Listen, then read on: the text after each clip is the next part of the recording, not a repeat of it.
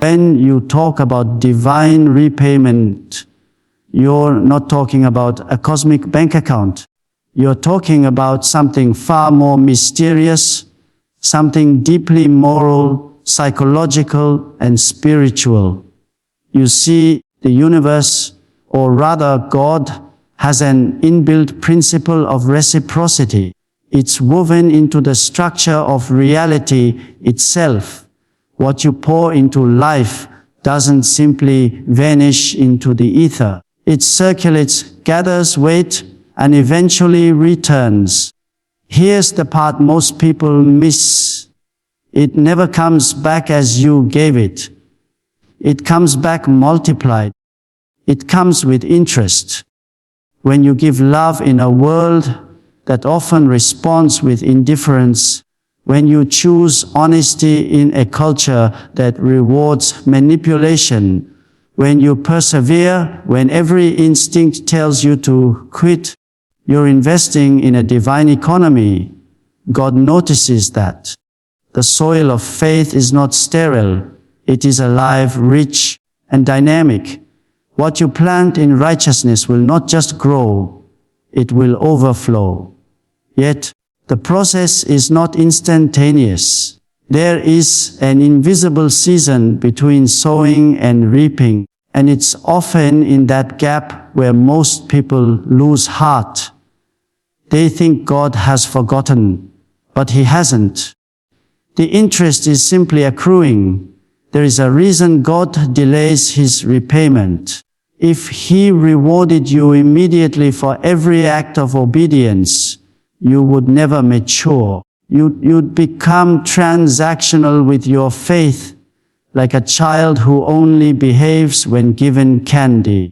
But divine reciprocity isn't about external rewards. It's about internal transformation.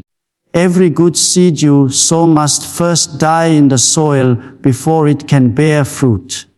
That death, the waiting, the uncertainty, the silence, is the very mechanism through which your faith deepens. The delay is not God's absence, it's His architecture, and that's what most people can't stand, the waiting. We're conditioned to expect instant feedback, instant validation, instant gratification. But God operates on eternal timelines. He is not concerned with how quickly you receive. He's concerned with how deeply you understand. When He repays you, it's not a simple transaction. It's a recalibration of your destiny. It's as if He takes what you've given, refines it through His wisdom, compresses it through time and experience, and then returns it to you in a form you never could have imagined. Consider how this works in your relationships, in your career, in your spiritual walk. Maybe you've given more than you received. Maybe you've been kind and got betrayed, faithful and got ignored, diligent and got overlooked. You look around and wonder if righteousness even pays off. But listen carefully, God does not owe anyone. His economy does not collapse because of human unfairness. Every good thing you've done, every tear you've cried in secret, every moment you chose integrity over convenience, it's all recorded. It's all compounding. And when the moment comes, when God decides the time is right, repayment arrives with divine precision, and it doesn't just restore balance. It restores abundance. You look back and realize that the pain you endured was the interest generator. The loss was the investment. The silence was the soil. Because when God repays, He doesn't simply give you what you lost. He gives you what you've become capable of carrying.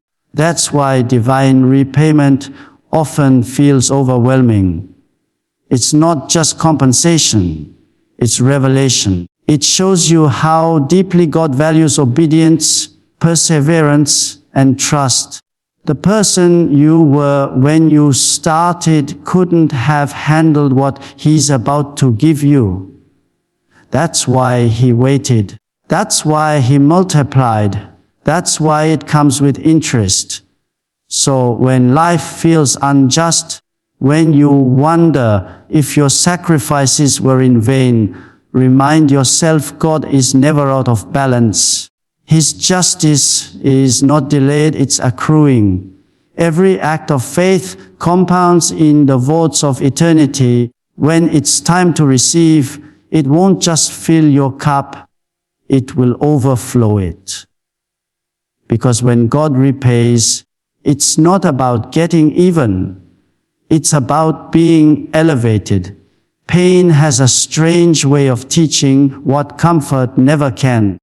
We often imagine suffering as punishment, as though God has turned His face away, as though life has somehow slipped beyond His control. But what if suffering isn't evidence of abandonment? What if it's the very classroom where divine wisdom is taught? You see, every trial, every loss, every heartbreak carries within it a curriculum, a sacred lesson that no sermon or book could ever truly teach. God uses the language of pain to refine the soul, to strip away illusions, to build depth where there was only surface. When you suffer, you're being invited into a process of transformation that feels brutal, but it's purposeful. Pain exposes the difference between what you think you can control and what you actually can. It humbles you, forces you to look inward, to question your motives, your beliefs, your strength. And it's there, in that place of vulnerability, where God begins His most profound work. He does not waste pain. He repurposes it. Every tear becomes a seed. Every unanswered prayer becomes a preparation. Every silence becomes a stage for His eventual revelation. Most people run from suffering, but running from it is like running from the very thing meant to strengthen you. Think of how gold is refined. It's placed in fire, not because it's worthless, but because it's precious. The fire doesn't destroy it, it reveals its purity. In the same way, God doesn't send trials to break you, but to burn away what doesn't belong to you. Fear, pride, doubt, dependency on things that were never meant to sustain you. What comes out on the other side of that fire isn't a weaker version of yourself, but a truer one. And you notice something else. Pain has a way of stripping your ego. It reduces you to what's real. It reminds you that all the titles, achievements, and appearances mean nothing if your soul is empty. In that emptiness, God introduces Himself in a new dimension. He becomes not just a distant deity, but a present companion. The valley of suffering often becomes the very place where intimacy with Him is born. You stop performing faith and start living it. You stop demanding explanations and start trusting His presence. But here's the paradox. Most breakthroughs come disguised as breakdowns. The thing that feels like your end is often your beginning. When you lose what you thought you couldn't live without, you make space for what you were truly meant to hold. God's repayment often begins in the ashes. The very ground of your sorrow becomes the soil of your future joy. And that's why pain, though it feels like punishment, is actually divine preparation. The challenge is to endure it without becoming bitter. Suffering can either make you smaller or larger. It depends on how you interpret it.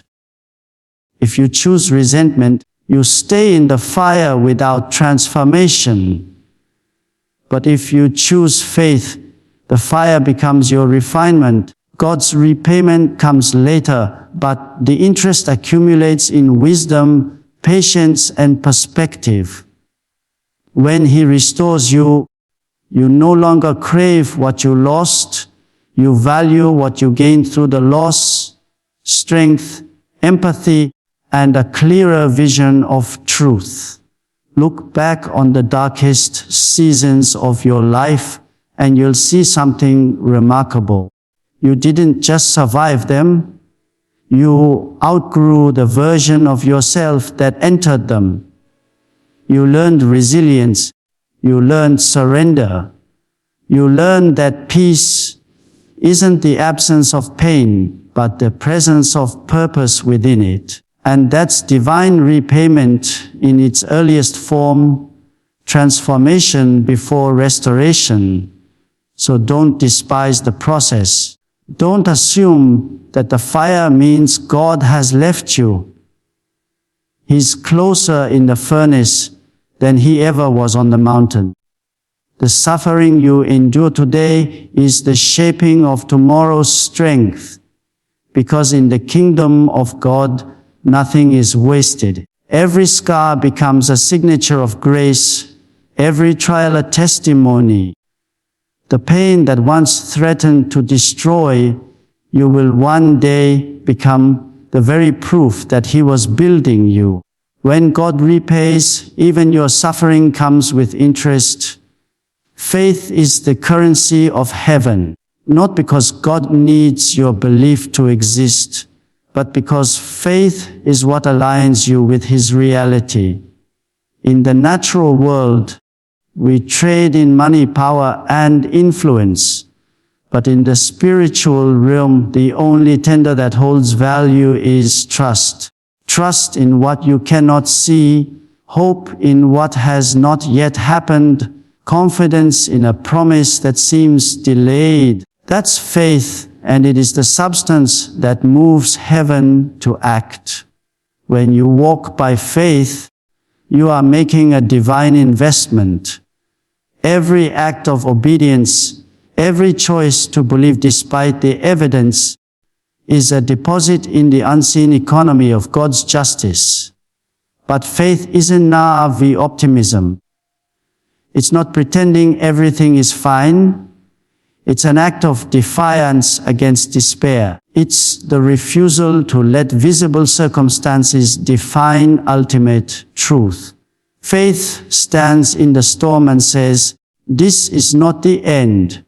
Faith looks at an empty field and still plants seeds. It looks at a closed door and still knocks. It looks at a grave and still believes in resurrection. That's why God treasures faith. It's the language of eternity spoken in the context of human limitation. When you invest faith, you are doing more than waiting. You are participating in God's process. You're saying, "I trust you enough to move when nothing moves." And the beauty of this is that God never lets faith go unpaid. He may not always give you what you expect, but He always gives you something greater. Understanding, strength, and eventually manifestation, because faith is never wasted. It grows interest in unseen places. There's a story written into the design of every person who has ever walked with God. Faith always precedes fulfillment. Abraham believed long before Isaac was born. Joseph trusted through betrayal, slavery, and prison before standing in a palace. They weren't rewarded because they were perfect. They were rewarded because they believed when reason screamed that belief was foolish. Faith doesn't eliminate struggle, it redefines it.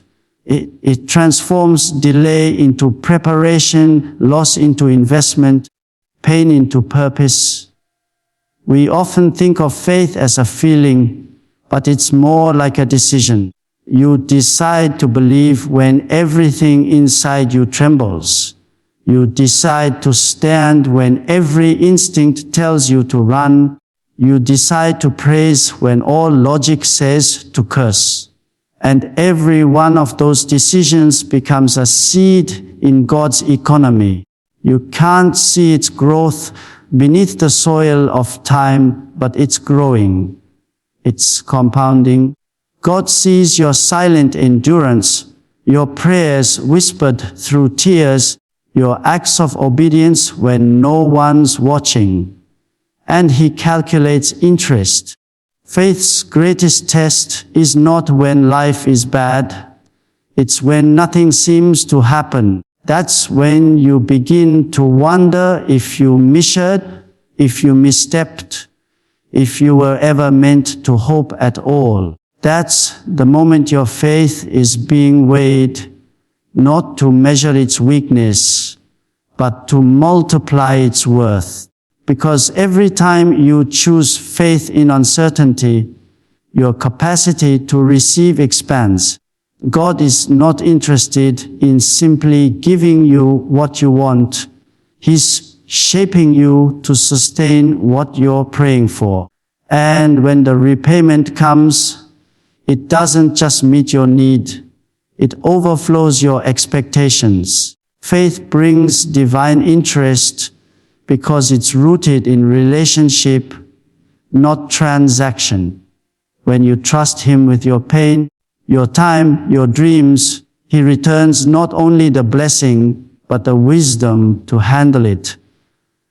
You don't just receive, you become transformed. You begin to see that the real miracle wasn't the answered prayer. It was the unwavering belief that kept you anchored through the waiting. So hold your faith like treasure. Don't sell it cheaply to fear, doubt, or impatience. Let it mature. Let it gather value in the vaults of heaven. Because one day, when God repays, you'll understand why the delay was necessary, why the silence was sacred, and why faith was always worth the price. The interest will come not in coins or applause, but in peace, purpose, and divine fulfillment that no earthly currency could ever buy. There's a precision to God's timing that human impatience can barely comprehend. We live in a world that measures everything by speed, by how fast results appear, how quickly prayers are answered, how instantly pain disappears. But God doesn't measure time the way we do. He doesn't rush because we're uncomfortable, and He doesn't delay because He's indifferent. His timing is not procrastination, it's architecture. Every moment of waiting, every door that seems closed, every season that feels still is part of a blueprint we can't yet see. When He repays, He does so not according to your schedule, but according to your maturity. You see, the waiting period is not wasted time. It's preparatory time. God uses delay as a tool to sculpt you into the person who can actually hold what you've been praying for. Blessings are heavy. If you receive them before you're ready, they can crush you instead of elevate you. So He waits until your character can sustain the weight of His promise. That's why sometimes the longer it takes, the greater the blessing that's being prepared. Because divine repayment is never small, it's abundant. Abundance requires structure, and structure takes time to build. And yet, while we wait, we often mistake God's silence for His absence. We start to think He's forgotten, that our prayers have been archived somewhere in the heavens, unanswered and unnoticed. But silence is not abandonment. It's calibration. It's in those quiet, uncertain spaces where you learn patience, discipline, and endurance. You discover that faith isn't about controlling outcomes, it's about trusting process. The wait becomes the test that reveals whether your hope was in the gift or in the giver. Think about it. If God gave you everything the moment you asked, you'd never grow in trust. You'd never learn perseverance. You'd never understand the difference between desire and destiny. Delay teaches you to discern. It teaches you that not every not yet is a no. It teaches you to align your heartbeat with heaven's rhythm. The very thing you think is being withheld might simply be waiting for the right alignment of time, place, and person. God orchestrates those details with divine precision. He never misses a beat. And when the appointed moment comes, when He finally moves, it feels sudden. It feels miraculous. But it wasn't sudden at all. It was the culmination of everything He was doing behind the scenes. While you were waiting, He was preparing. While you were questioning, He was positioning. While you were praying for release, He was strengthening your foundation. And when His timing unfolds, you realize that if it had come earlier, it would have been too soon. If it had come later, it would have been too late. It came exactly when it was supposed to. God's repayment is never rushed because He is not a reactive God. He is a redemptive one. He takes what was broken, delayed, or stolen and returns it at the moment when it will bring not just relief, but revelation. His goal isn't simply to repay what was lost. It's to restore what was missing in you. He's not just aligning events, He's aligning hearts. That's why the process feels slow. It's not just your circumstances being rearranged. It's your soul being readied.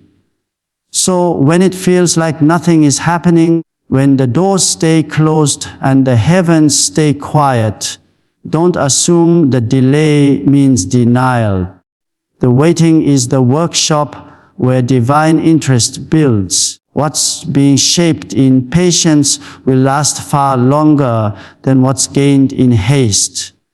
Because when God repays, it's never just compensation, it's completion.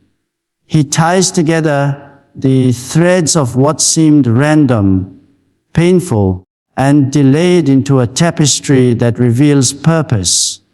And when you see it unfold, you'll understand that the delay was never about punishment. It was about preparation.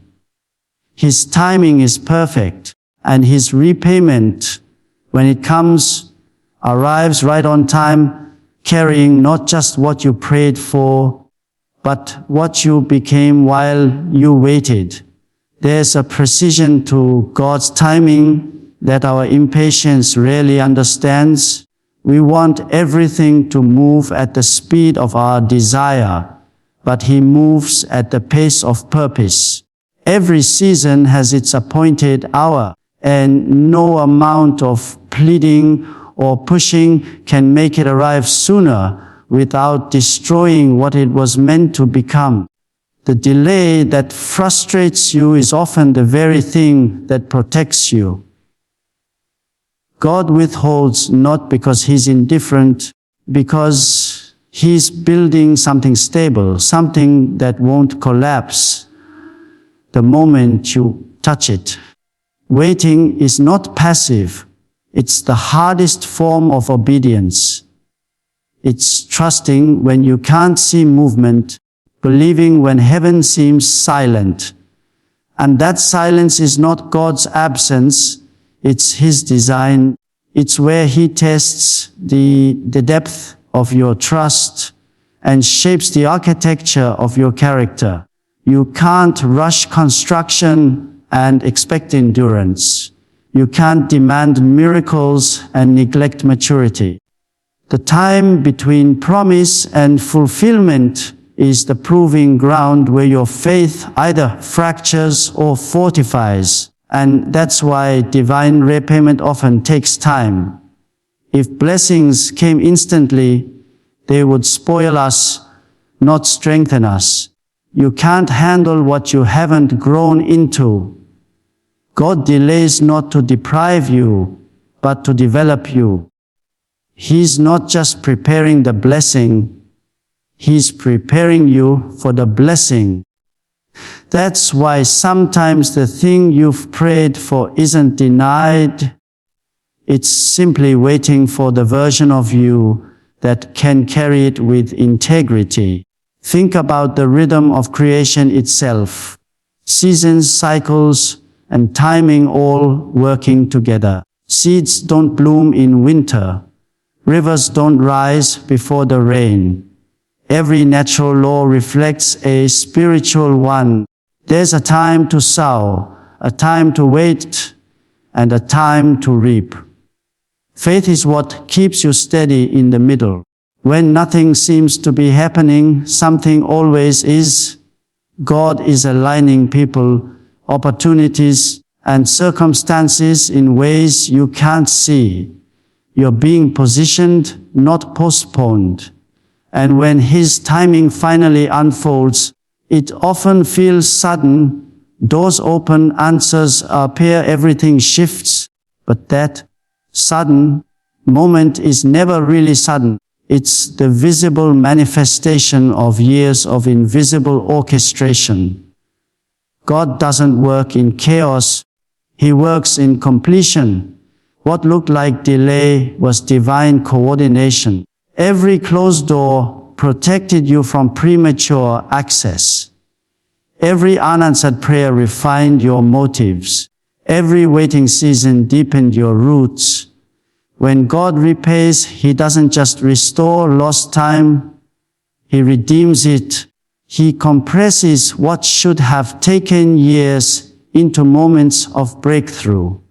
He adds interest to your endurance. You realize that every day you thought was wasted was actually invested. The waiting was not empty, it was full of purpose disguised as patience. So don't despise the slow seasons.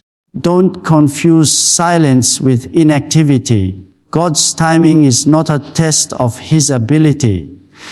It's a test of your trust. The longer the delay, the greater the precision. And when repayment comes, it will not just fit your need, it will fit your growth. Because when God moves, He never comes late, and He never comes small. He arrives exactly on time with interest. When God restores, He doesn't just hand you back what you lost, He brings it back multiplied, refined, and overflowing. That's the mystery of divine repayment. It never stops at even. God deals in surplus. He adds interest to obedience, to endurance, to faith that refused to die in the dark. You see, when you walk through seasons of loss, you tend to imagine recovery as getting back to where you were. But that's not how God works. He doesn't rewind. He resurrects. He takes what was broken and remakes it stronger. He takes what was empty and fills it beyond capacity. That overflow, that abundance, that peace that exceeds understanding. That's the interest of obedience. When you choose to remain faithful, when faith feels foolish, you're not just surviving, you're investing. Every act of trust compounds in heaven's economy. God remembers the times you prayed through pain, forgave without apology, served without recognition. He remembers when you refused bitterness, when you loved people who hurt you, when you still believed in His goodness while everything fell apart. Those moments don't vanish, they accumulate. They're recorded, they mature. And when the time of restoration comes, they return in divine proportion. The measure you gave in faith becomes multiplied in favor. But here's something profound. Divine overflow doesn't always come in the form you expect. Sometimes it's not material at all. Sometimes it's the restoration of your joy, the awakening of your purpose, the peace that follows years of confusion. God's interest isn't limited to money or status. It's spiritual depth, emotional healing, relational redemption. He returns more than you imagined because His goal isn't just to restore your situation, it's to restore you. And when He restores you, He makes sure you no longer depend on what you lost to define who you are. That's why when repayment comes, it feels sacred. You can sense that something bigger than fairness is happening. Fairness would just balance the scales. But God doesn't deal in fairness, He deals in fullness. He doesn't give you back what you had, He gives you more than you were prepared for. And the irony is, the pain that once emptied you becomes the space where the blessing now overflows. The same hands that were once empty now carry purpose that couldn't have existed without loss. That's how He adds interest. He turns your suffering into strength, your tears into wisdom, your waiting into witness. The enemy always underestimates what happens when a believer refuses to quit.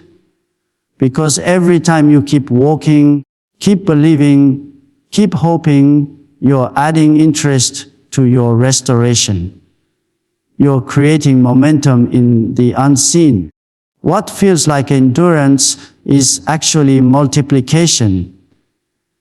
The moment you think you're just holding on, heaven is compounding your reward. And when the season shifts, it all returns at once, pressed down, shaken together, running over. When God repays, it's not a quiet correction, it's a public declaration. He lets your restoration be seen so others will understand the power of His faithfulness. The ones who doubted your endurance will witness your overflow. Not for your ego, but for His glory. Because divine repayment is not meant to inflate pride, it's meant to display grace. It's the proof that obedience pays, that surrender wins, that faith never fails.